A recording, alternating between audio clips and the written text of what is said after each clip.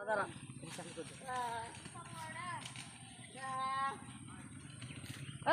তুমি লেচু পাতা ভাঙছো কেন কি তুমি ছাগলের লেগে লেচু পাতা আবার লেচু পাতা লেচু পাতা ভাঙছো কেন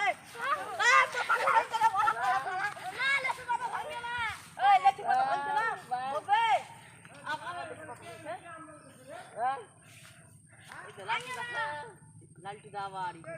আবার তুমি আবার ভাঙছো কেন